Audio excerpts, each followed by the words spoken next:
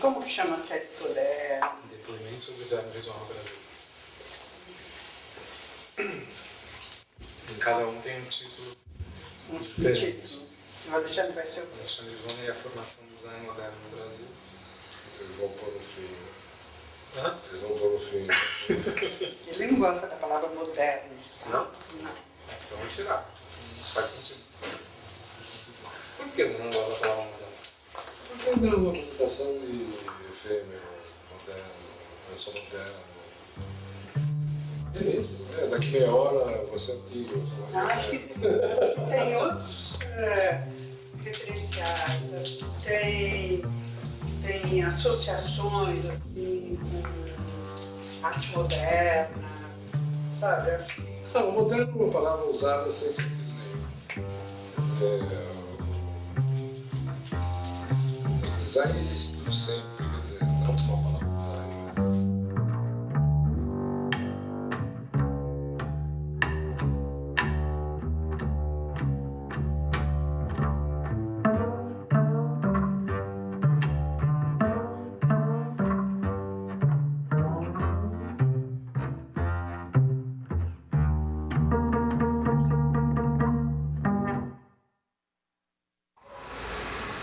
Rapaziada, vamos lá? Vamos nessa, né? Fecha aqui?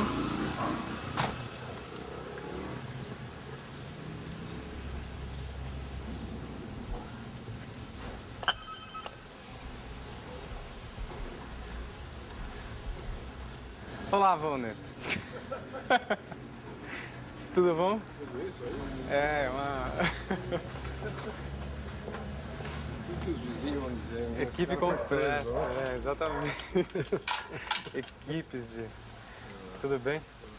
Então, esse aqui é a equipe, chama Cristiano, João, Gustavo, 5:30, Alexandre. Tudo bom? Tudo bem. Você... O velhinho, né? É, exatamente. 35. Você abrir tudo isso aí? Mel, você não quer fotografar Mel ainda?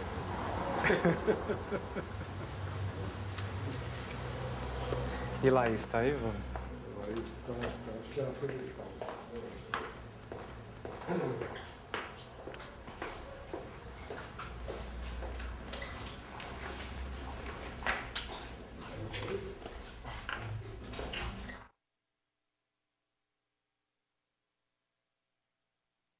Ninguém fala sobre esse assunto. Ninguém fala desse assunto. Mas ninguém conseguiu registrar a profissão de design aqui no Brasil. Tem várias escolas, tem faculdades de design.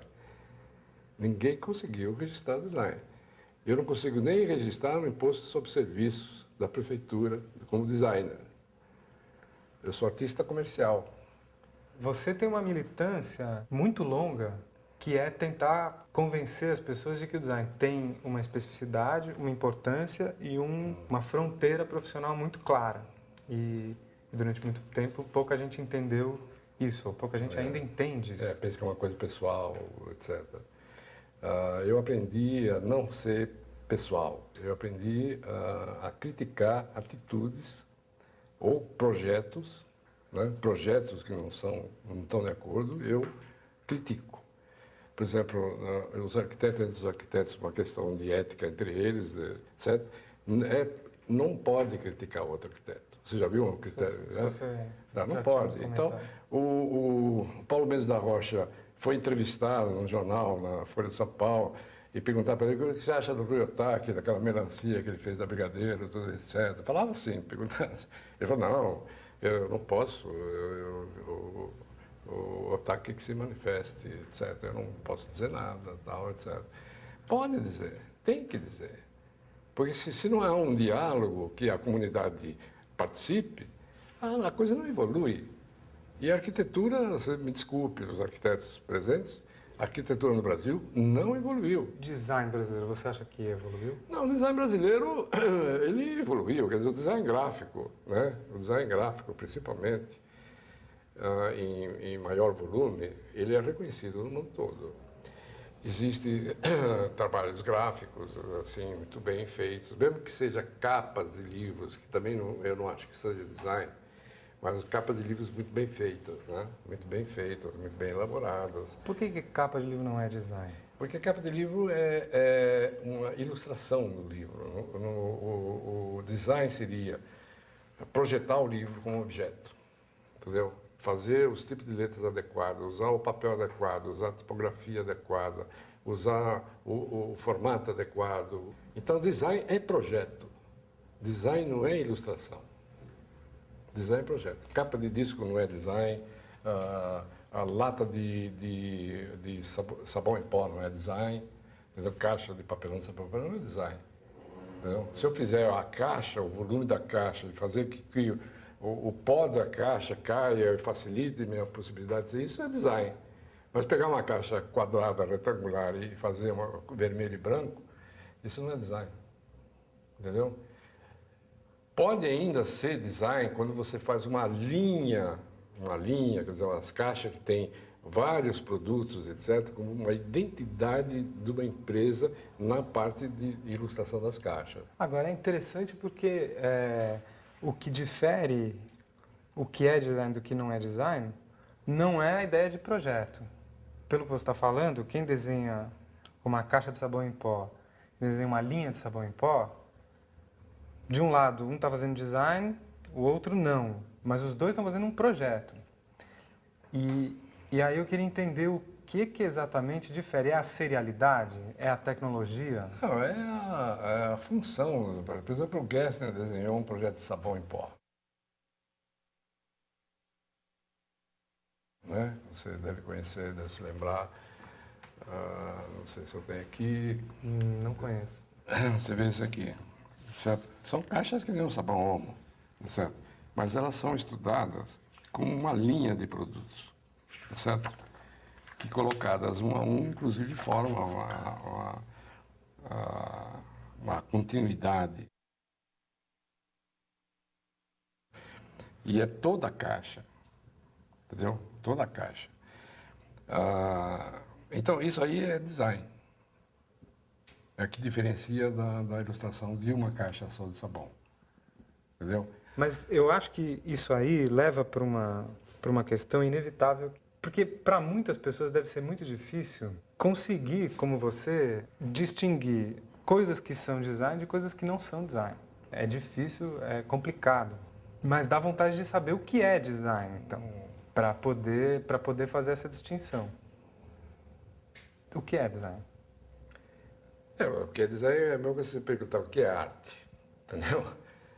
Não dá para definir, nem há interesse de definir. Mas fica implícito que o design se relaciona com não só com a criatividade, mas também com a tecnologia, né? Com o significado, com a linguagem, com não uma linguagem única, quer dizer, não é um signo para ser usado somente por gente que compra sabão em pó, por exemplo, né?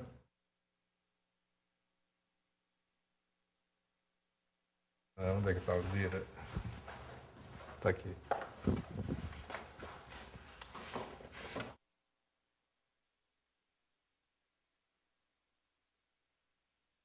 Quer dizer, aqui ele tem aqui as proporções humanas e aqui sobre as medidas, né? Então, existe um certo tipo de relação. Você vê esse um terço, tem uma certa diferenciação. Mas se você pega essa diferenciação que você está vendo, se você dividir por 3, ele é um módulo de 3, de 3, de 3. Deu para entender? Então, você pega assim...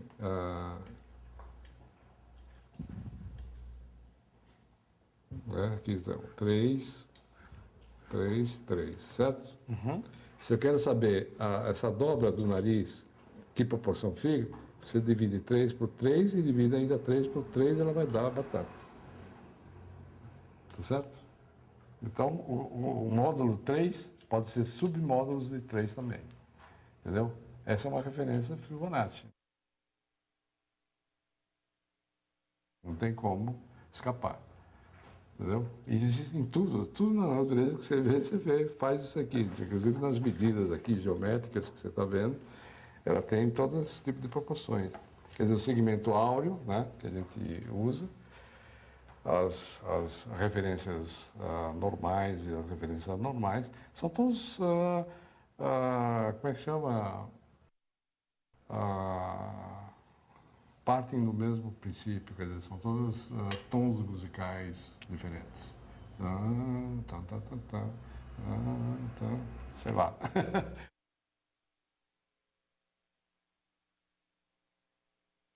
Então, isso aqui é todo do problema, a solução, a explicação do problema que surge e quais são as referências. Outra vez, Fibonacci, tá vendo a curva de Fibonacci, 1, 2, 3 e tal. E as referências. O vida humana, que tem o labirinto, e os jardins, que eram labirintos, etc. E o produto era labirinto, quer dizer, o labirinto de som, onde você teria que usar essa referência. Então, essa referência do acústico estava muito bem definida aqui no E, da espiral do E. Mas quer dizer, antes de chegar nesse sinal... Eu já tenho todas essas coisas já analisadas, tá? Tudo isso aí já analisado, essa estrutura e tal. E tenho também um enfoque da empresa, o que ela quer, o que ela deseja, quais são os problemas que ela tem. Então eu pego no papel e pego o lápis mais ou menos assim, até intuitivamente. Olho o papel, fico em crise, não sei o que eu vou fazer, olho.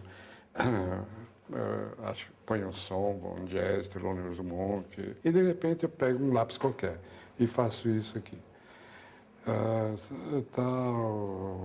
Tal, um E, esse E, não sei o quê, E quadrado, né, E triangular, faço um monte de minhoquinha. E essas minhoquinhas eu vou colocando aqui, certo? Você não vai para o computador? Não, de jeito nenhum. Por que eu não vou para o computador? Porque o computador me dá uma proporção errônea, não me dá um grafismo rápido que eu possa fazer, porque o meu software é muito mais rápido que o computador, eu tenho mais controle do meu software pela mão, entendeu? Então eu faço essas coisinhas aqui e coloco aqui. Quando eu vou fazendo 10, 20, 30, tiro os velhos, que já não servem mais, faço os novos, alguma solução está surgindo. Essa solução pode surgir no momento que eu talvez vá até o jornaleiro e tropece numa calçada esburacada. Quando eu resolvo, então, que o E tem que ser uma coisa mais ou menos espiralada, tudo isso, etc., aí sim eu vou para o computador. Porque o computador facilita para mim desenhar mais uniformemente esse tipo de desenho, entendeu? Aí vai dando a forma. Aí eu posso fazer as possibilidades. Quer dizer, eu não sei ainda a espessura, não sei o centro das espirais, né? Então eu vou estudando esse centro das espirais. Como é que essa minhoca, eu vou transformar essa minhoca? E aí o computador me auxilia bastante. Então a Gestalt se completa quando você define, porque isso também vai na parede, entendeu? E vai na parede e fica aí exaustivamente olhando. E eu percebo os defeitos. Você percebe os defeitos. Quando você chega ao definitivo, também ainda não é o definitivo, porque você vai fazer a extensão do seu projeto. E quando você faz a extensão do projeto, faz as aplicações do seu projeto. E você volta novamente ao inicial, onde aí você dá a gestalt completa dele, já resolvida em toda a linguagem que você vai usar. Então esse é o processo criativo.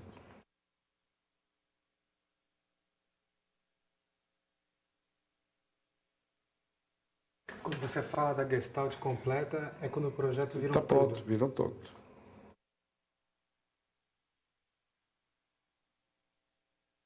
Ela existe desde 79.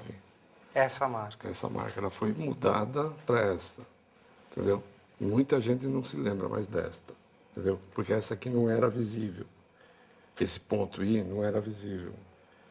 Sempre tinha alguma coisa que distorcia, principalmente quando você faz em 3 dimensões, em autoestradas, distâncias enormes. Então, o ponto não era visível. Então, nós tiramos o ponto. A razão para refazer esse desenho foi uma razão puramente formal ou foi um momento de redefinição? Eu sempre convenci o cliente que ele tinha que fazer um remanejamento na época 10 anos. Agora tem que fazer 2 em 2 anos, por causa da tecnologia que vai rapidamente. Qualquer cliente? Qualquer cliente. Olha aqui.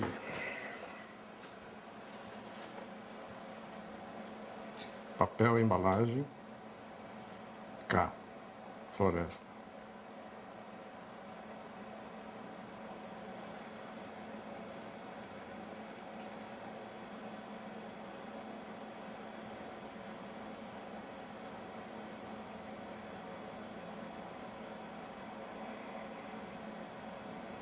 Isso é Klabin. É muito difícil recuperar essa leitura depois. Mas se você perguntar, se alguém perguntar o que significa isso, você pode explicar. Papel, embalagem, floresta. Senão, tem muita marca que você não explica porque é assim. Entendeu? Então, Toda marca tem que ter uma razão. toda marca tem que ser. Toda marca, como eu falei para você, e que você me falou que eu vi em outro, toda marca tem que ser inteligente e compreensível.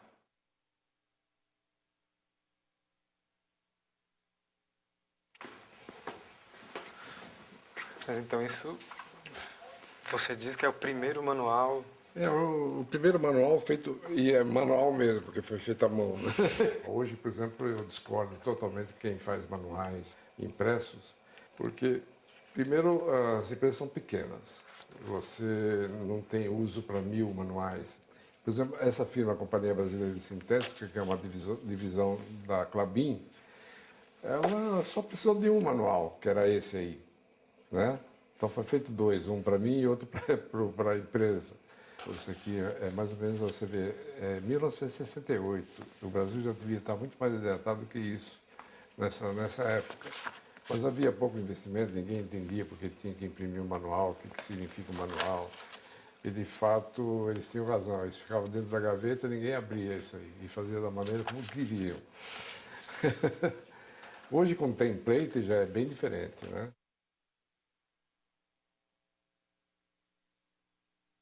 Então, do Itaú, ela foi feita, impressa, tudo como devia ser feito. Dando todos os parâmetros, inclusive as etapas de construção dos papéis, qualquer tipo de estrutura, não só do papel, vocês viram que mais tarde, inclusive, da própria arquitetura, era feito nesse conceito do 4. Quer dizer, um quadrado, que é a marca da Itaú, era dividido por 4 na vertical, 4 na horizontal, e quantos 4 fossem necessários para ter uma estrutura, vamos dizer, uma estrutura modular, uma estrutura fixa, mais ou menos de uso de linguagem, né? A própria letra, o T, que é a letra mais alta que tem, foi dividida em 4 partes iguais, né? Cada parte foi dividida em 4 e cada parte foi dividida em 4 de acordo com a necessidade da letra. Então, todo o Itaú, quer dizer, a palavra A, U, etc., etc., foram construídos assim. Inclusive o espacejamento. O espacejamento é o módulo C, né? Módulo B, módulo C. O espacejamento também é todo feito no 4. O assento, tudo é construído dentro do módulo 4.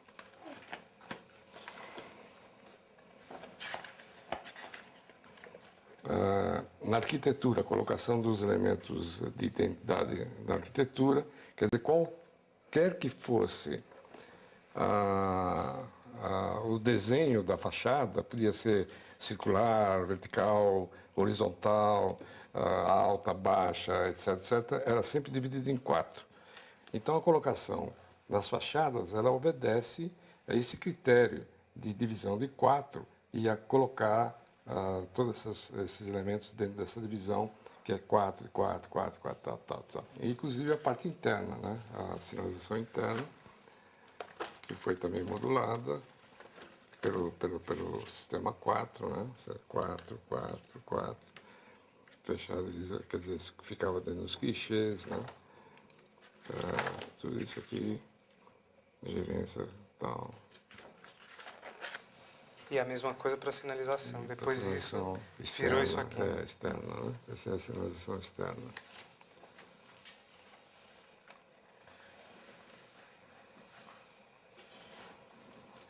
E eu acho que o Banco Itaú foi o primeiro a exercer esse tipo de atividade em todos os departamentos, usar um critério de design bem identificado, né? Bem Quanto consequente. tempo demorou para desenvolver? 3 anos para apresentar esse trabalho para o Olavo Setúbal.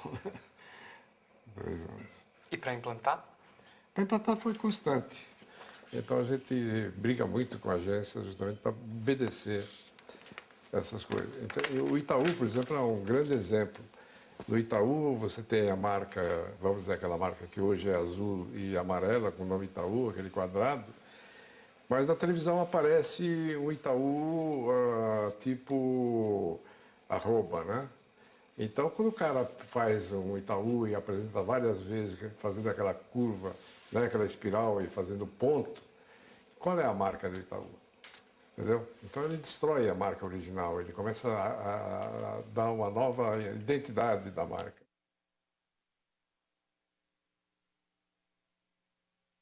E fizeram aquele estrago com o Banco Itaú, azul e amarelo dentro.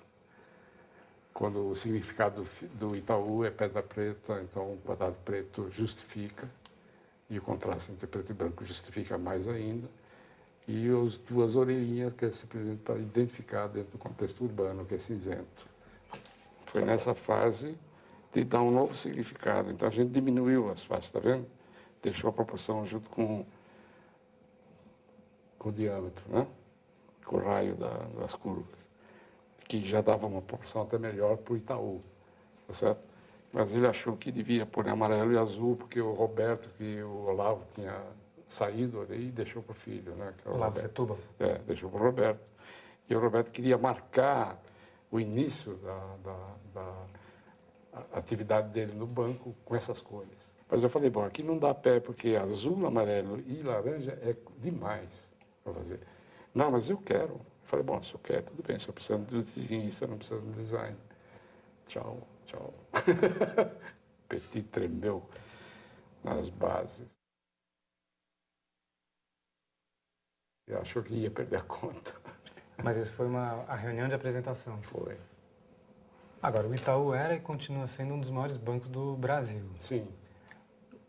A mudança da marca aparentemente não afetou Não, esse desempenho. a marca não tem essa importância de dar qualidade. Quem faz a qualidade é a própria indústria. Indústria, o banco, a instituição. Tá certo? Ela só reforça, ela é a impressão digital para você reconhecer quem está falando. A marca não tem essa importância.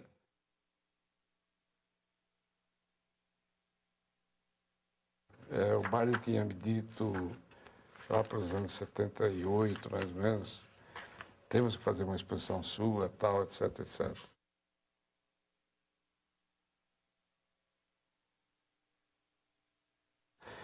E eu falei, bom, fazer com o quê, etc. Aí em 80 ele me chamou e falou assim, agora tem que fazer mesmo. Então eu pensei, eu estava trabalhando na Klabin e vi eles fazerem umas caixas grandes. Eu falei, pô, isso aqui vai servir como painel da minha exposição. E eu vou fazer o seguinte, não vou pendurar nada, eu vou desenhar nesses painéis. Então eu peguei um projetor, pus os slides lá, projetava e dei mais ou menos um conceito da exposição e comecei a desenhar, a pintar tudo. Então todos os painéis, você vê aqui, todos os painéis dessa exposição foram feitos tudo à mão. Eu projetava isso e desenhava.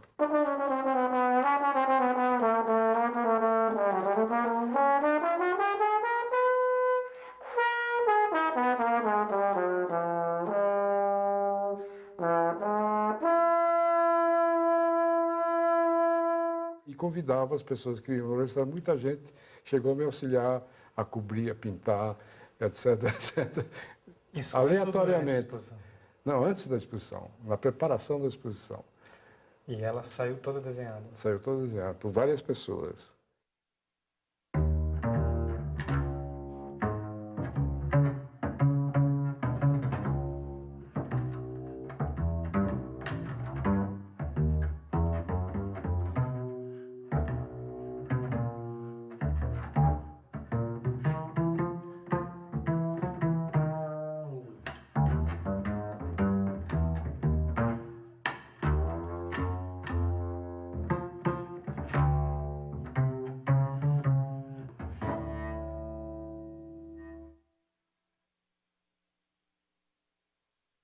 a coisa estava mais ou menos normal, eu fazendo meu curso de científico, me preparando para fazer arquitetura, minha mãe insistia mesmo, quando eu vejo um anúncio num jornal, que era o Diário de São Paulo, um anúncio, o Museu de Arte vai abrir um Instituto de Arte Contemporânea.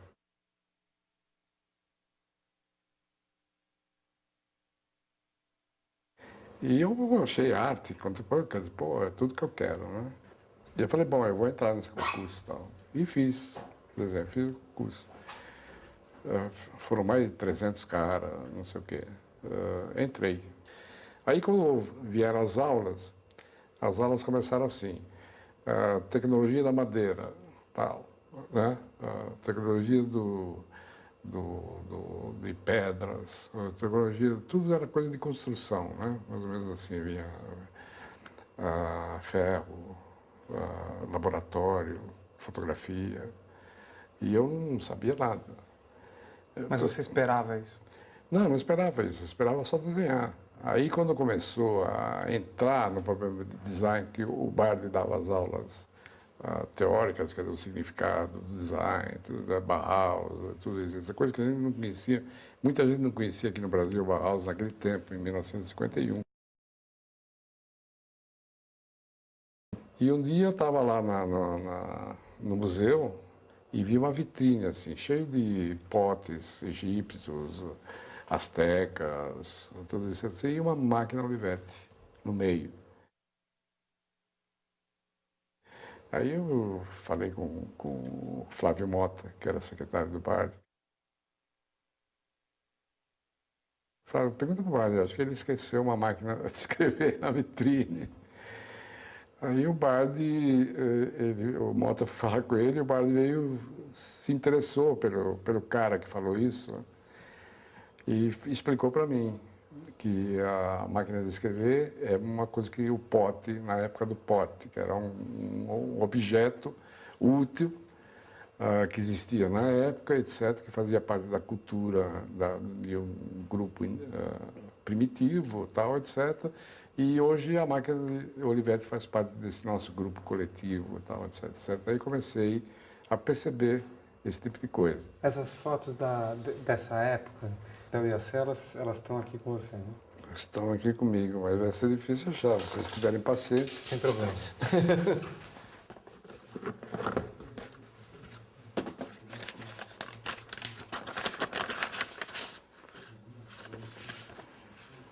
Essa aqui é uma gravura que eu fiz logo no começo com o IAC com o Aldemir Martins. Você vê que na gravura eu desenhava muito mal, né? Esse aqui é o desenho que eu fiz com o Samponet, nas aulas de Samponet. Esse aqui é o meu primeiro escritorinho, feito no porão da minha casa, onde eu morava, no tempo do museu, na Frecaneca. Eu fiz aqui eu já juntava fotografias de revistas, da Look, da Life, né, que eu gostava muito, do tempo que a gente começou a aprender do Paul Rand, quem foi Paul Rand.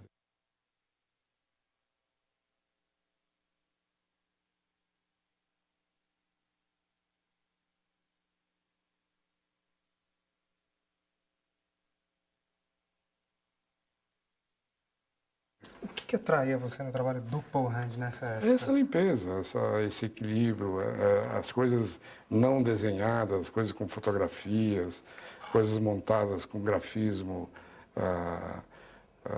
inteligente, né, que a gente percebia, quer dizer, a gente percebe isso, você não precisa nem, às vezes, nem entender as coisas, você percebe o que é bom, entende? Você percebe. Essas revistas, Art Direction, tudo isso, etc., eram coisas impressionantes. Realmente, com o Paul Rand foi um encontro. Foi um encontro, que eu vinha conhecê-lo só mais tarde, fim dos anos 80, que conheci ele em Nova York, no seminário e tal, etc., que foi uma alegria. Isso aqui isso já era pintura nos anos 54, eu já estava como pintor.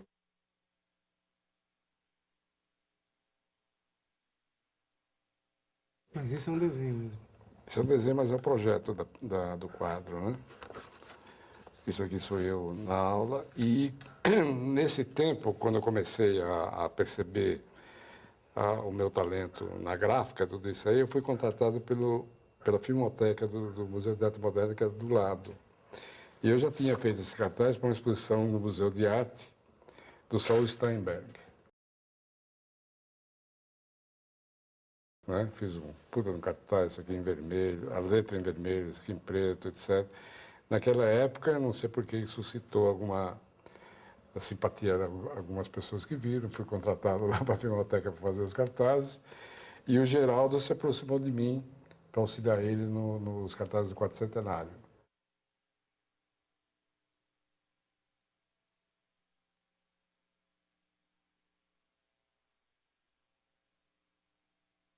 Ele já tinha ganho o concurso do Quarto Centenário e ele foi contratado para fazer os festivais, Festival de Cinema, Revoada.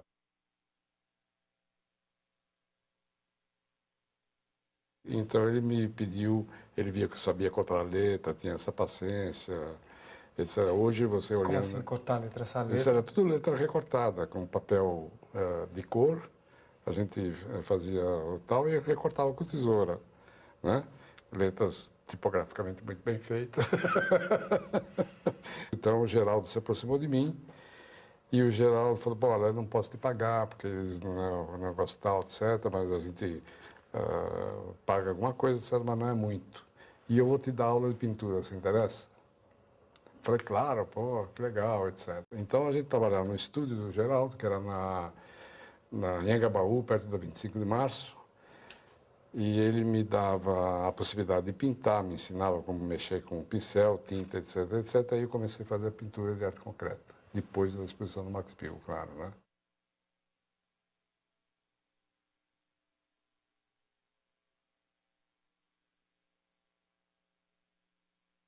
Já no tempo dos artistas concretos aqui, quando eles começaram a se reunir, Grupo Ruptura, né? E eu comecei então a aparecer nesse momento, na pintura. E quando um dia o Bard chega lá na sala de aula e pergunta, ô Alexandre, vem cá, tal, você está disposto a me auxiliar a montar uma exposição? Eu falei, pô, claro, não sei o que, sei lá. Bom, então você vem, nós vamos fazer uma exposição de um designer suíço famoso.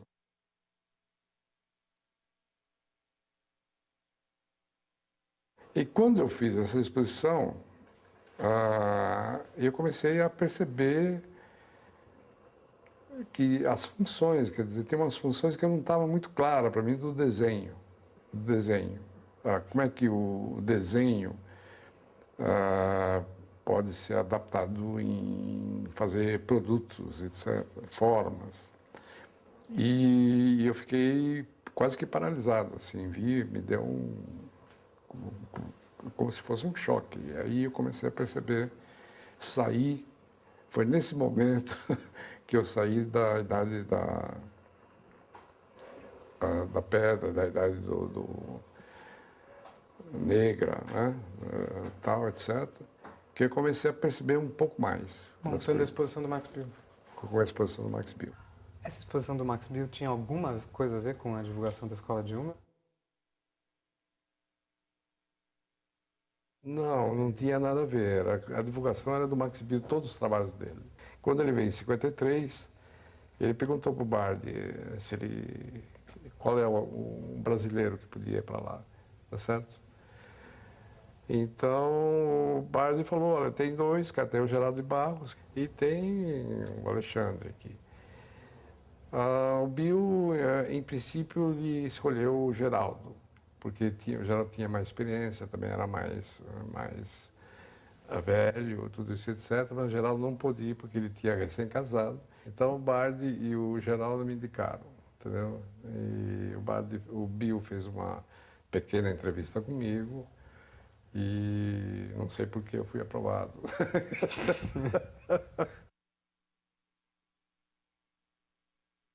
O primeiro, o Max Bill até exigiu que eu fosse 6 meses antes do início do curso.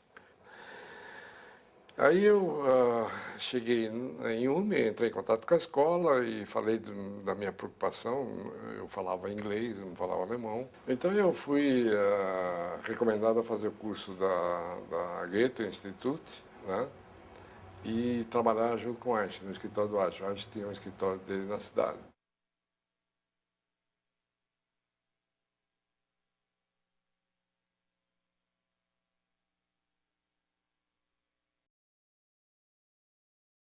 O Asher foi o, digamos assim, o grande professor, o seu grande... Ele foi incrível, porque ele começou como estudante, ele é da turma de 53, quer dizer, a primeira turma que entrou lá, porque ele tinha uma formação mais ou menos artística, ele não era um cara que tinha uma formação técnica, né? Esse trabalho das Olimpíadas é um marco. Talvez seja o trabalho mais conhecido. É um trabalho de sistema de uma Olimpíada complexa feito em 4 a 5 anos, não foi feito de véspera.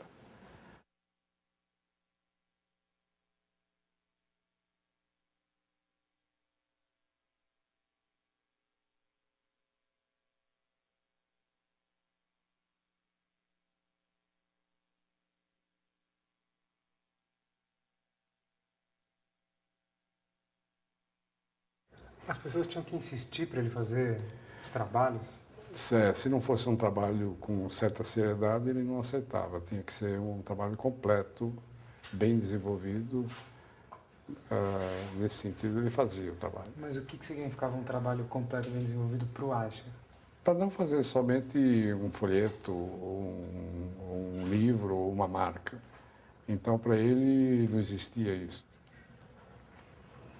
E quando eu estava trabalhando no estúdio dele, que era esse estúdio 5 aqui, que foi um estúdio dentro da escola,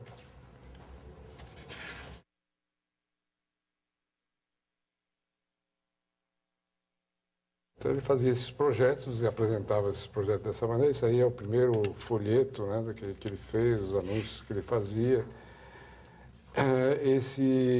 Os alunos que frequentavam esse ateliê, eles ganhavam pelo projeto. A escola de fazia projetos para empresas privadas. Fazia.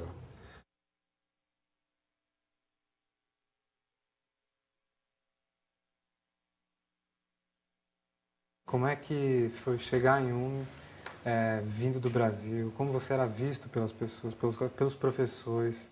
Se o contato foi difícil, foi fácil? Como era viver na escola 24 horas por dia, companheiro de quarto? Uma experiência de chegar na Alemanha, ver o que era aquilo. Você não conhecia a Alemanha. Então foi ao mesmo tempo conhecer a Alemanha, conhecer a Europa. Qual foi a sua impressão? Como é que... É claro, você sai de uma cultura como a latina aqui do Brasil e chega de um país como a Alemanha, por exemplo, que tem uma cultura totalmente diferente. Menschen mit Ideen, die ihrer Zeit voraus sind, hat es schon immer gegeben. Sie werden belächelt, wie die meisten Erfinder oder wie jener Baumeister, der in Ulm den höchsten Kirchturm der Welt errichtete. Auch heute kann man in Ulm wieder Leuten begegnen, die für die Zukunft denken. Auch sie werden nicht von allen verstanden. Sie leben oberhalb der Stadt in der Hochschule für Gestaltung, deren Architektur schon zum Ausdruck bringt, was sie wollen. Das ist keine Universität, kein Technikum, keine Akademie, auch keine Werkkunstschule, sondern etwas völlig Neues und Einmaliges in der Welt. Eine Schule für die modernsten Berufe, die es gibt. Sie bildet Fachkräfte aus für die Gestaltung industrieller Erzeugnisse und für die Gestaltung neuer Ausdrucksmittel für Presse, Funk und Werbung. Wie früher zum weltberühmten Bauhaus nach Weimar, so pilgern heute junge Leute aller Welt hierher, wo sie bei bedeutenden internationalen Fachkräften studieren können. Lá eu ficava o dia inteiro e à noite. Você conversava com todo mundo. Os professores moravam lá e nós morávamos lá.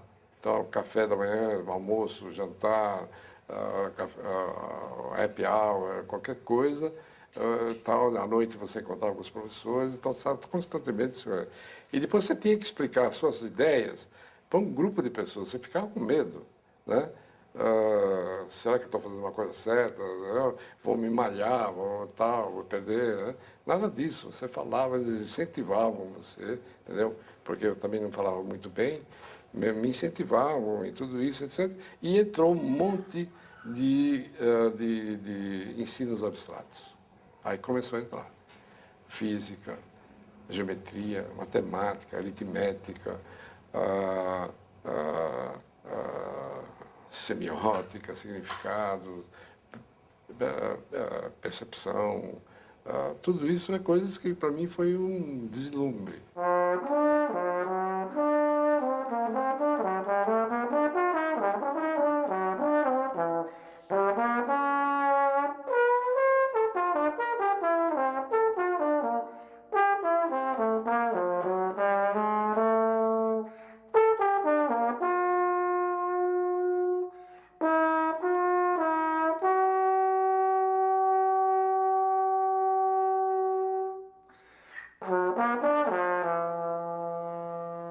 Mesmo porque todos os alunos, como não tinha nota, todos os alunos eram avaliados pelo que aprendiam e as possibilidades que eles tinham de poder se desenvolver. Como eu estava sendo avaliado positivamente, então, mais uma vez, a coisa foi crescendo em mim, a confiança que eu ia tendo, a vontade de aprender as coisas, entendeu? Então, para mim, foi assim uma explosão. Mudei totalmente a minha vida. Fiquei realmente outra pessoa.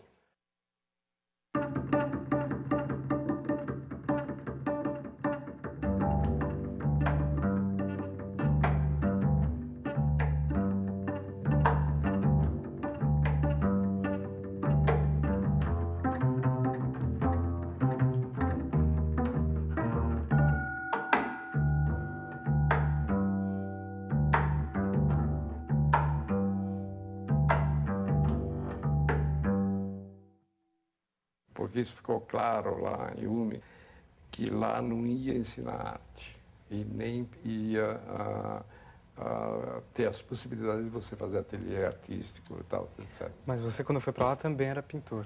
Eu era pintor quando eu fui para lá, mas logo depois eu comecei a perceber e desistir de ser pintor, porque a comunicação que a gente fazia lá era praticamente a mesma coisa que a gente queria fazer como pintura, né? Fazer uma coisa conceitual, dar um conceito e ter uma função para as pessoas de um progresso, ter relação de cores e formas, etc. Você faz um projeto, você faz a mesma coisa. Então, não há necessidade de você dividir esse esforço, entendeu, entre duas profissões.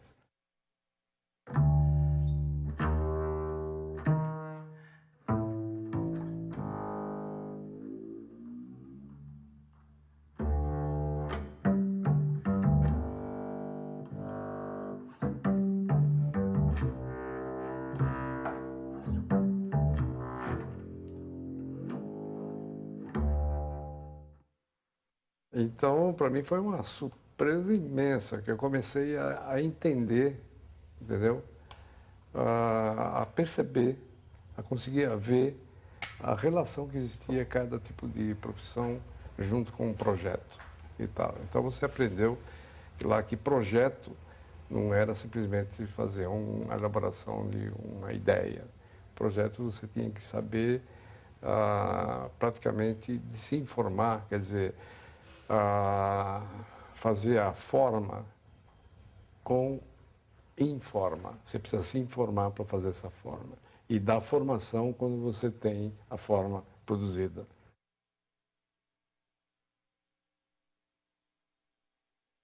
Isso quando eu voltei da Alemanha, na Form-Informe, né? O primeiro escritório que a gente teve. Mas explica melhor. Então, quando você voltou de você montou a Form-Informe, depois você saiu e aí... Na Form-Informe nós fizemos a Coqueiro e fizemos o Correio da Manhã, certo? E mais alguns trabalhos pequenos. E o Elevadores Atlas também. Mas a Form-Informe, antes de você sair, era você, o Rubem Martins.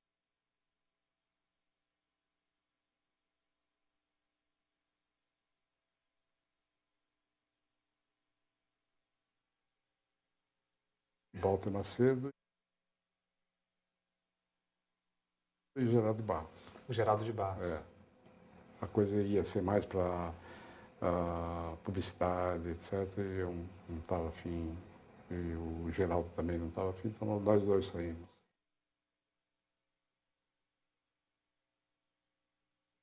Não dá certo design com publicidade. Porque você trabalha de tal modo que não dá possibilidade do cliente dizer eu gosto, eu não gosto. Ele nem pega bem se ele falar isso, porque do jeito que a gente explica que o trabalho é feito. Ele pode não aceitar, se ele quiser, ele tem todo esse direito, né? Mas ele não pode dizer eu não gosto. E por que não gosta? Aí enrola tudo.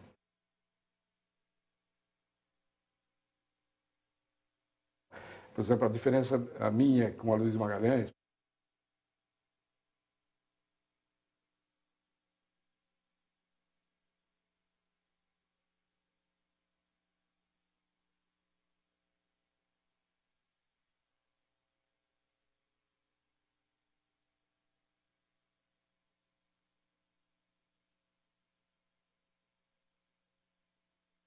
a Luísa foi criado no centro dessa cultura regional brasileira, que é Pernambuco, entendeu? Ele viveu toda essa cultura. E eu fui criado em São Paulo, onde não tem a cultura regional. É a cultura internacional aqui, alemão, francês, italiano, inglês, né? Então, eu não aprendi. Eu não tenho uma ligação. Não adianta eu fazer esforço. Não adianta eu querer pôr uma pena em cima de uma marquinha minha. Mas teve um momento que os trabalhos de vocês ficaram muito próximos. Porque ele teve contato comigo. No concurso da Varig, De 60 e... 72, aliás, desculpe. Ele percebeu, da minha apresentação e da apresentação dele, a diferença que tinha entre um e outro. Aqui ele já começou a ter conhecimento do negócio da Argos. Quando a Luísa viu esse desenho aqui, ele falou, que simplicidade para fazer, etc. E ele começou a usar isso aí, entendeu? Ele começou a usar porque ele tinha um contato comigo e com Goebbels.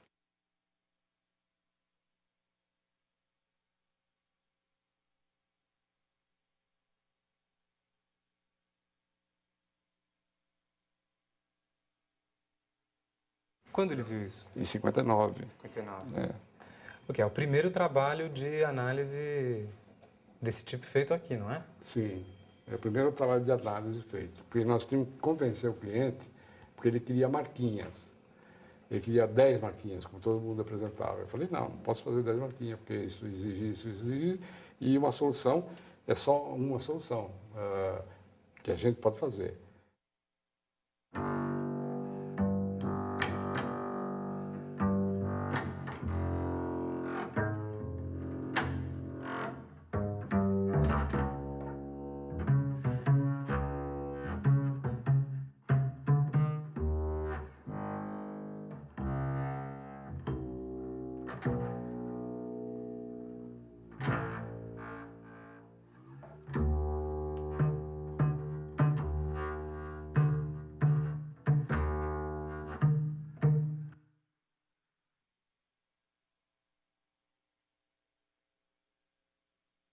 Depois eu vim com um compromisso também com a Neomar, que era amiga do Max Bill, que ela foi para lá, e no último ano, inclusive em 57, ela falou assim, Alexandre, você volta para o Brasil, porque você vai fazer a escola de design no Brasil. Né? Aí o Max Bill chamou o Maldonado, ele falou para o Maldonado, olha, orienta esse latino, tal, brasileiro, argentino, que ele vai estruturar a escola lá, vai dar continuidade a um programa idêntico ao nosso. Mas a realidade brasileira e alemã eram realmente muito diferentes. Era muito diferente, e isso era o argumento de todo mundo. Mas a gente provou que era possível.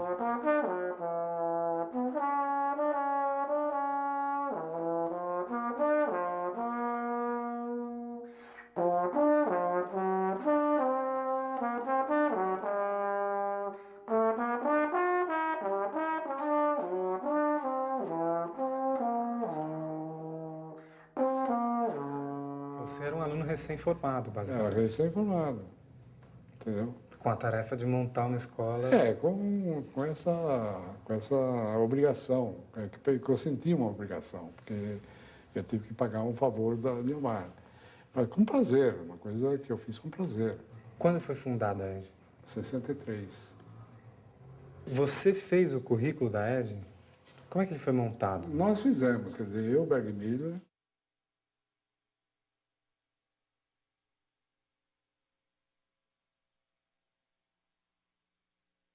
é claro que o Aloysio participou e tudo isso, certo? O modelo era de UME e a gente adaptou a uma realidade daqui, que não tinha nenhum cara de semiótica, não tinha nenhum cara que sabia o que era Gestalt, não tinha nenhum cara que falava em antropologia social, antropologia cultural, não tinha nenhum cara de matemática que falava sobre design. Falava Como é de que vocês matemática. fizeram?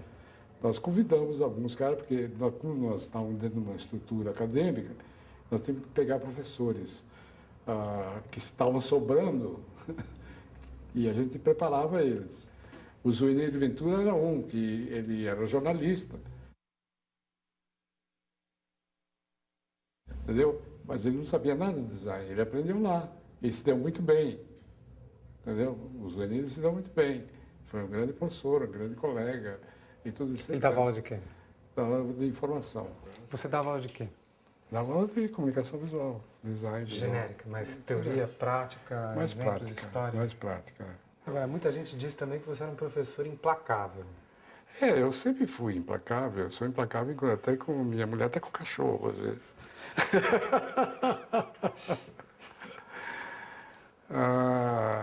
Mas implacável no sentido assim, não se engane, tá? Não se engane, você está fazendo uma coisa que não está adequada, embora você tenha habilidade para fazer isso muito bem, mas procure entrosar com outro tipo de coisa, quer dizer, fazer umas críticas para melhorar a compreensão das pessoas, para elevar um pouco mais a visibilidade que a pessoa pode ter, né? Então, nesse estilo, eu assumi muito uma cultura do Max Bill. O Max Bill era terrível trabalhar, terrível. Os caras sofriam porque ele bloqueava, chutava, falava que isso é uma merda, entendeu? Ele tinha uma situação. Até perguntei para o Berg Miller, que ele era mais assíduo do Max Bill, falei, puta que eu parei, como é que você aguenta esse cara? Como é que eu vou aprender? Tem que aguentar. O duro é dar criatividade, entendeu? Você não ensina a criatividade. Você dá umas certas consciências de como que a criatividade, o que exige para você ser criativo, quais são as possibilidades que existem dentro do seu consciente, do seu inconsciente, das coisas que você aprende agora, aprendeu antes, aprendeu depois, como é que você usa nesse desenvolvimento da sua criação. A gente só tinha aula de manhã, né? Quer dizer, 4 horas, como todas as escolas aqui no Brasil. Os alunos eram estudantes semiprofissionais, não eram profissionais estudantes, né? Como era em UME e tal. Mas a ESG, então, realmente era completamente baseada no modelo de UME. Era, em princípio, até os anos 70, 72. Quando veio a Carmen Portinho, ela começou a dar artes. Então, ela convidou a Regina Katz, né? Então, começou a ficar artes de ofício. O Berg Miller ficou lá, ele deu uma dura, e eu ganhava um tipo de salário de transporte, que ia de avião, né? Eu morava aqui em São Paulo, então ficava segunda e quarta-feira lá, morava na própria escola, mas o avião, etc. E a Carmen falou assim, o avião não dá mais, porque não tem verba, aquela coisa toda, etc. Então me puseram para ônibus. E eu falei, ônibus não dá mais. Então, como é que fica? Como é que fica? Eu falei, vocês resolvem, quando vocês resolverem, eu volto. Me deixaram fervendo, né, como é que chama, em fritura. Nunca resolveram. Eu participava em algumas reuniões da escola, mas não participava mais como professor. Fui representar, inclusive, o Ministério da Educação sobre design, tanto na Alemanha, como em Viena, como em Tóquio, etc., mas não reconhecido pela escola.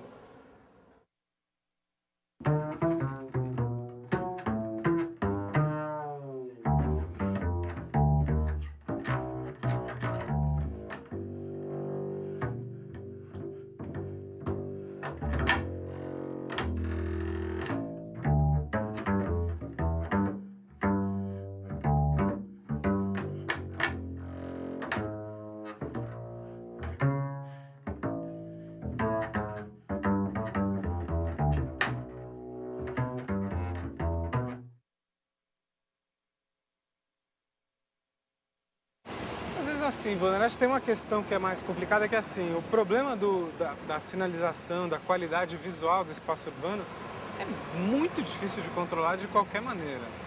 Quer dizer, você controla até um certo ponto, depois... Não, existe um controle. Por que existe em outros países esse controle? Por que existe em Buenos Aires esse controle? Por que existe no Rio de Janeiro esse controle? Em Nova York, em Paris, tudo isso, etc. Então há um certo tipo de controle. Mas quer dizer, o critério para isso é manter um mínimo de limpeza visual? Organizar, né? Tem lugares determinados para tipo de comunicação, né?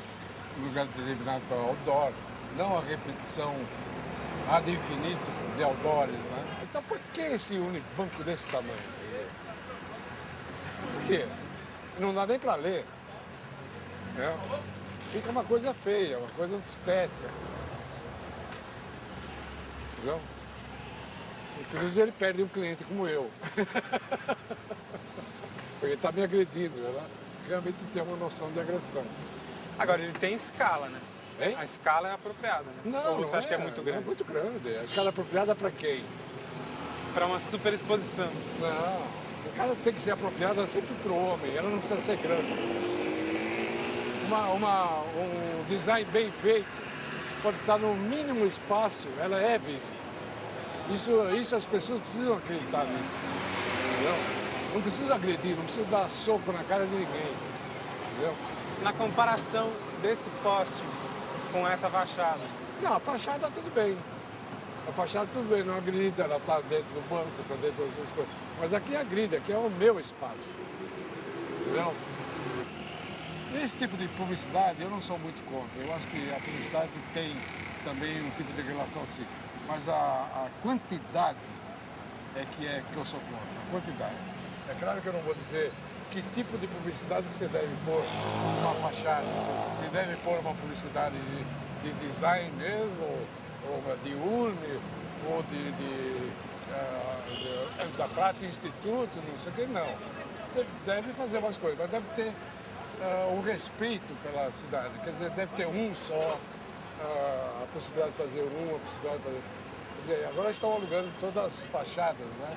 Todas as laterais de prédios para fazer isso aí. Cada vez mais, né? Daqui a pouco eles vão, a ciência vai permitir que eles coloquem banners e estrelas.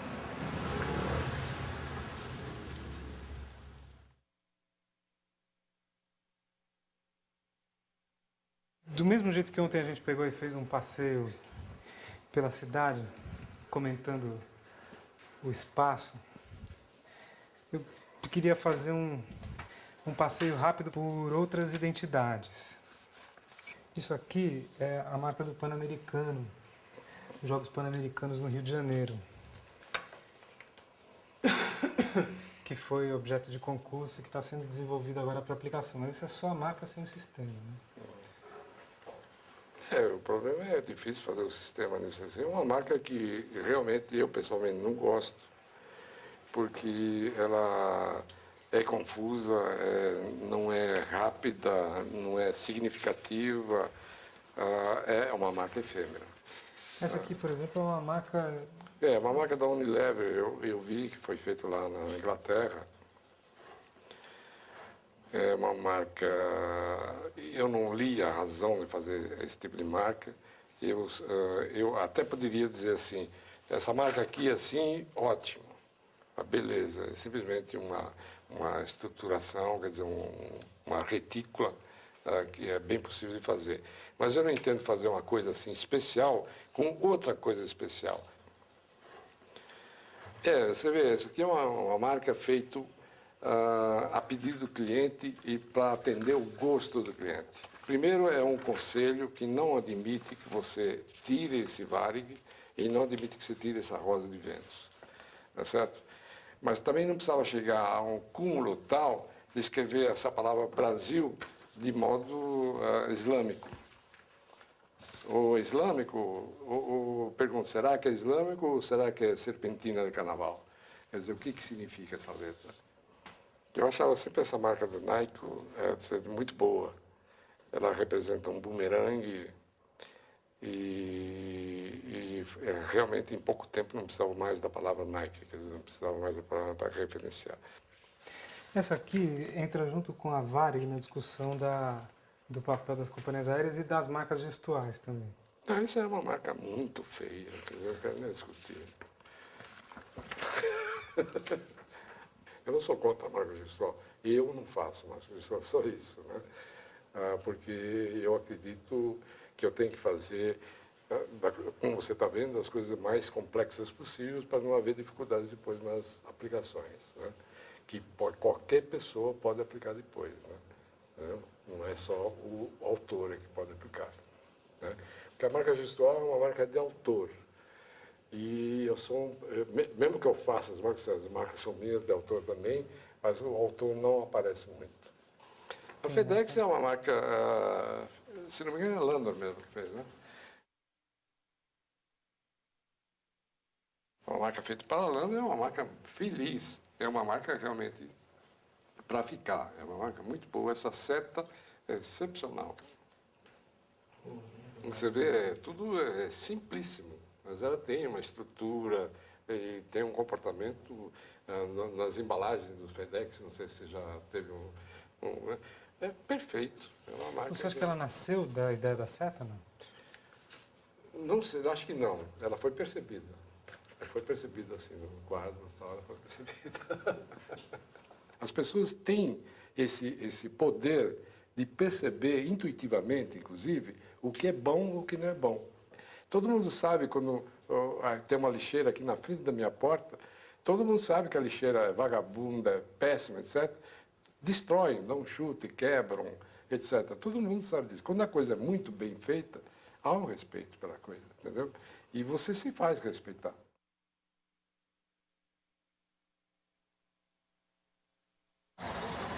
Vamos ver se essa banca deixa a gente dar uma olhada nos jornais?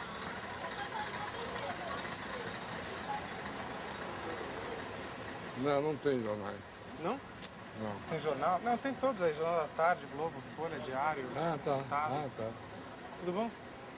A gente está fazendo um documentário, queria saber se a gente pode ficar aqui fora vendo esses jornais aqui, comentando, tudo bem?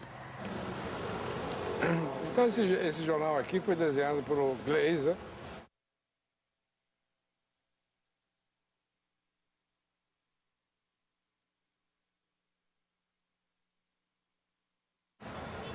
Que eu fico só em dúvida se o Glazer fez essa solução de grafismo, como você está vendo assim, com fios, com o globo em negativo. Então, 5 colunas, 6 colunas, né? Essas colunas são menores do que essa. Mas esse diagrama não tem que ser flexível? Não. A parte estrutural do jornal, ela pode ser flexível se você usa meia coluna, mas não um décimo de coluna a menos. Então ela dá uma desordem total, uma desordem visual quando você está lendo. Isso faz parte da identidade do jornal? Não, faz parte do processo de adequar uma leitura a uma pessoa humana. Então deve haver uma estrutura. Quando você faz uma estrutura, você sabe as possibilidades que existem de você usar na estrutura qual é o corpo de tipo que você usa semelhante a outro corpo de tipo, etc. Daqui, desses jornais, o Jornal do Brasil, que está aqui, também reformulou recentemente o projeto. Texto centrado, texto não centrado, aqui centrado, novamente, espacejamento demasiado. Eu duvido que essas pessoas entendam um pouco de tipografia, um pouco de leitura, um pouco do que deve ser. Então aqui você vê que a mesma coisa que tem do Estado de São Paulo. Entre essas duas colunas tem um espaço tal. Entre essas duas colunas, porque é um outro assunto, tem um espaço. Por quê? Para diferenciar uma matéria da outra? Não há necessidade. Porque você lê na vertical. O jornal você lê na vertical.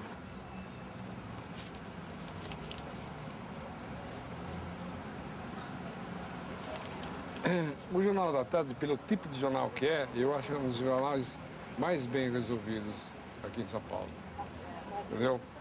É um jornal vespertino, que mantém a tradição dos jornais vespertinos no mundo todo. São chamadas, não existe nada de texto na primeira página, são chamadas como se fosse um cartaz. Compre isso aqui, você lê tudo isso aqui nas páginas internas, etc, etc. É um jornal que se permite a fazer muitas cores, muitos elementos assim, de visualidade efêmera. Bom, isso é o que eu estava dizendo para você. Esse jornal, ele não mantém a horizontalidade, ele mantém a verticalidade como todos os jornais são, entendeu? Você lê de uma maneira vertical. E mesmo que tenha duas notícias diferentes, quer dizer, colunas de notícias diferentes, como é Status Restore, Normal Style with Cuba, aqui não há espaçamento maior. Por que faz espaçamento maior? Entendeu? Então, quem fez esse jornal conhece tipografia. Diga uma coisa, tem esse Clarim aqui, que é um outro formato. Eu não sei se Clarim, ele é reimpresso. não, ele não é reimpresso, mas ele foi também feito na Espanha. Ah, é outro? É outro produto da Espanha, entendeu? E você pode fazer uma comparação do Clarim com o Jornal da Tarde. Eu prefiro o Jornal da Tarde, entendeu? Porque também aqui não tem Esse é um texto. outro logotipo não centralizado. Bom, tudo bem. Isso. Parabéns para eles. Mas existe a possibilidade, né? Você vê. Mas isso não melhora o jornal por causa disso. Obrigado, hein?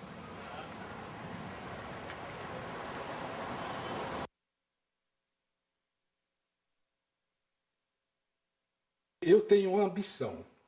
E a minha ambição, como eu não posso fazer automóvel, é fazer um jornal. Eu, como brasileiro, eu fiquei muito chateado desse jornal ter sido feito na Espanha. Mas uma coisa que eu fiz num projeto anterior que eles pediram para só organizar o logotipo dos jornais, eu achei que essa seria a ocasião de você dar um status inicial para um logotipo de jornal mais ou menos diferenciado dos outros jornais e como ele deve ser, né? Por que nós não vamos começar com assinatura de jornal? Por que o jornal que é feito anteriormente, essa renovação, era feito com espacejamentos mal feitos e continuam com espacejamento pior ainda? Não sei se foram os espanhóis que fizeram isso. Todo esse marcado em círculo cinza são tipos de espacejamentos problemáticos. Agora, uma das preocupações é assim, por que tem um ponto no S? Porque eles me respondem, mas gramaticalmente tem que ter o ponto. Eu falo, tudo bem, gramaticalmente tem, mas numa assinatura não tem que ter, porque ninguém vai ler SP, que não são duas vogais, como uma palavra. Além do ponto, por que não diferenciar as iniciais dessa palavra Estado de São Paulo para dar um enfoque não estático, etc. Agora, ela longa demais, é muito agressiva. Centrada, além de ser autoritária, etc., é muito reduzida. Então, faz assimétrica, né? Pode fazer assimétrica, entendeu? Uma maneira de dar uma diferenciação entre outros jornais, né? Então, é tudo isso, então, e inclusive esse ESP pode dar a palavra, uma nova palavra formada pela sigla. O ESP pode ser uma nova palavra. Então, isso aí, eles não estão pedindo, eu tô imaginando, porque eu já fiz isso no pedido deles, mas o departamento de merchandising achou que não podia tirar os pontos e tudo isso eles não fizeram. E eu estou insistindo. Eles podem começar a mudar o jornal pelo logotipo e mais tarde, com as outras, não o caderno principal, mas com os outros cadernos, tentar dar um outro significado, um significado da nossa cultura.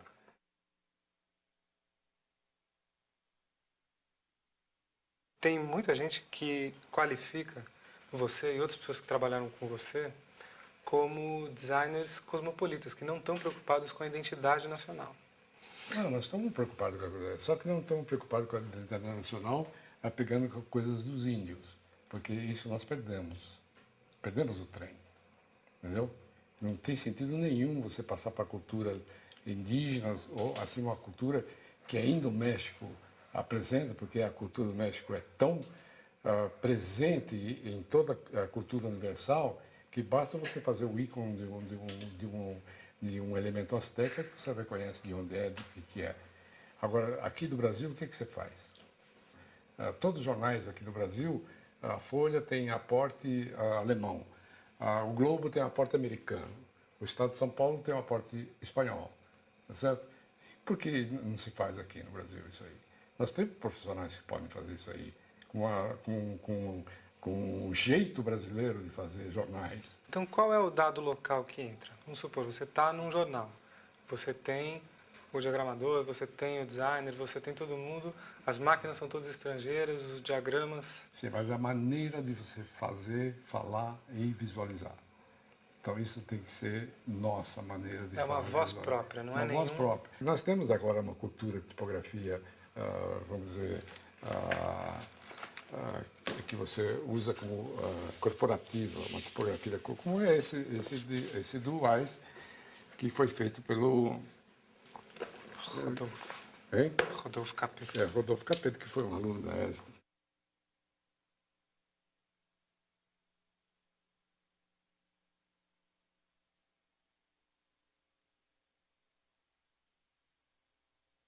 E ele fez uma cultura, uma letra brasileira. Ele não copiou nenhuma letra americana, da Telefônica, ou qualquer coisa assim. Ele fez uma letra brasileira para resolver um problema de lei. Isso deve ser feito no jornal. Entendeu? O jornal deve traduzir esse tipo de coisa.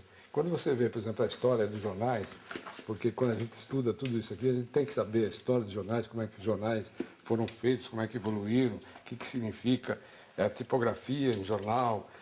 Em cada país, os americanos, os alemães, eles têm um comportamento diferenciado. Você vê, os alemães, por exemplo, não usam fotografia, os americanos usam. Alemão aqui também usando fotografia, às vezes desenho, etc. Então eles têm, isso aqui é um jornal alemão, isso aqui é um jornal suíço, a gente percebe qual é o tipo de cultura que pode influenciar as outras culturas. E quando você vai, desde a história dos jornais, desde os primeiros jornais que apareceram, sempre refletiram a cultura do momento.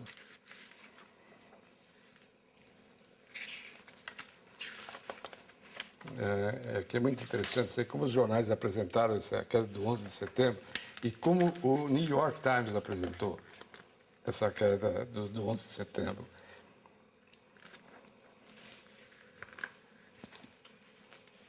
Aqui, né? Tá.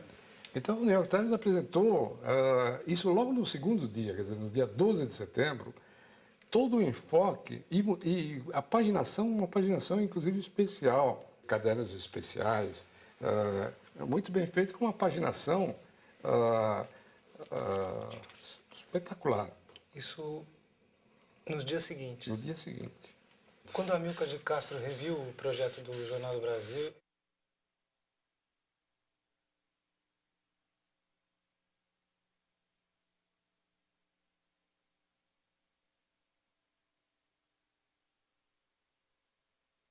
ele se baseou em algum projeto estrangeiro? Não, o Amílcar de Castro fez realmente o primeiro jornal assim brasileiro, com características brasileiras, etc., com fotografias grandes, preto e branco na capa, como um jornal deveria ser feito, entendeu? Eu, ao mesmo tempo, fiz o Correio da Manhã. Mas eu não fiz com a inteligência que ele fez, entendeu? Ele fez um jornal muito... E ele não começou pelo primeiro caderno, ele começou pelo caderno B, entendeu? Que era o laboratório do jornal. Nós temos que fazer assim, nós temos que fazer um jornal, tem que ser um laboratório. Eu fiquei pensando, depois daquela nossa conversa, se existe realmente uma identidade brasileira, porque nós sempre fomos um país colonizado.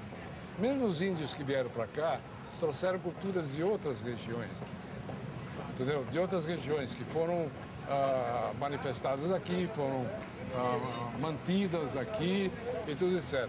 Quando você me vê essa marca Brasil que a gente mostrou, certo? Aquela coxa de retalho, fala, não, é artesanato lá do Nordeste. Mas você pensa bem, não é só do Nordeste, é da Hungria também, é da Polônia, é da Bulgária, entendeu? É o mesmo tricô, tapetes... O mesmo colorido. O mesmo colorido, a mesma recorte de panos costurados, tudo isso, etc.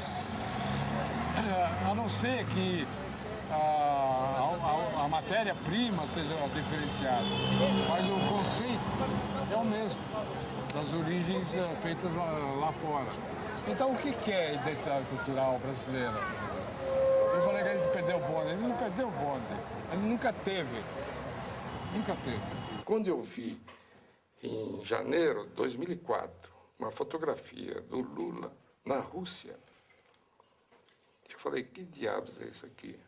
Quem vai entender National All, governo federal, Brasil, do jeito que está escrito? O que representa isso? Então, isso aqui volta, dá um retorno a coisas figurativas, a coisas que nada significam como identidade de um país, né? Nem por detalhes e nem pelo conjunto. Então, eu estou tentando, porque aqui no Brasil, você, para se comunicar com o governo, é muito difícil. Eu estou tentando de falar com eles para que eles usem alguma coisa mais ou menos tendo um significado desse tipo aqui, tá certo? Usando as cores brasileiras, porque o Brasil, o significado de Brasil é verde e amarelo, tá certo? Principalmente quando ganha campeonato do mundo, todo mundo sabe que verde e amarelo é o Brasil, entendeu? Com significados ascendentes, de direção, etc, etc. E tanto em preto e branco como em cores, né?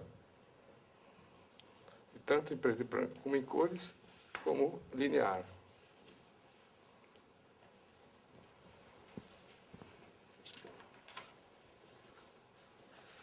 Nas reduções e a relação que isso deve ter com os próprios ministérios. Não ser maior do que os ministérios, porque a tendência atual é fazer do mesmo tamanho, né?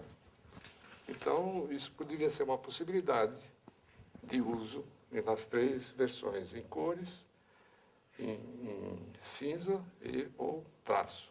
Isso aqui partiu de uma motivação, por eu ser brasileiro, de ver que no exterior é apresentado um elemento desse porte aqui. Que isso me envergonha.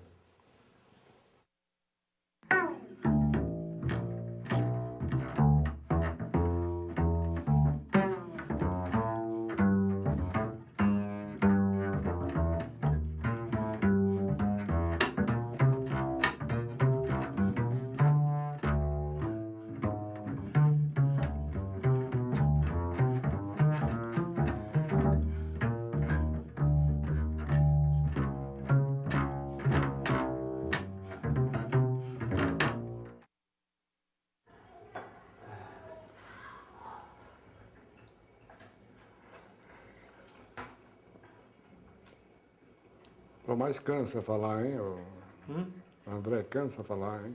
Cansa? Putz. E ouvi também, né?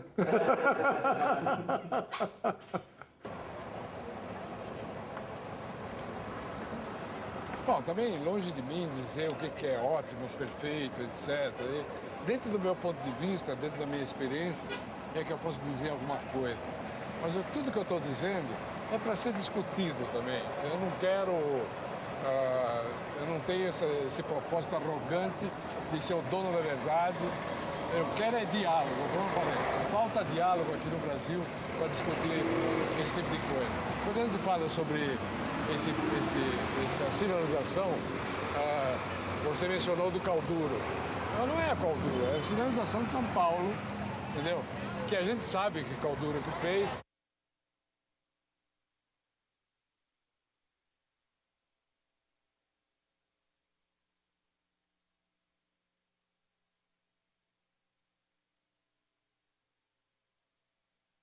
Mas não é importante dizer que é do Calduro, nem é importante dizer que do Itaú é do Alexandre Gomes, entendeu? Não é importante. É importante dizer se funciona ou não funciona dentro desse contexto. Se o resultado dela é adequado ou não é adequado, entendeu? A manutenção é possível, é viável, como é que pode ser feita, etc. Isso que é importante falar, né? E isso que é importante discutir. Eu espero que depois dessas manifestações, que às vezes parece muito agressiva, mas eu espero que haja um diálogo mesmo. Deve haver. Mas nesse caso o diálogo é entre quem e quem? Prefeitura, publicitários, É a arquitetos. comunidade. A comunidade que tem que discutir. Nós todos temos que discutir isso. Não é só arquitetos, médicos, engenheiros, prefeitos. Nós todos temos que discutir. Porque isso afeta nós todos. Afeta qualquer um de nós aqui.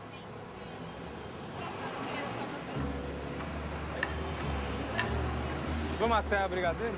Hein? Vamos até a Brigadeiro? Tem alguma coisa a ver? Acho que não tem mais nada. A gente pode só fechar o passeio, a gente pega lá. Comer uma pizza lá, né?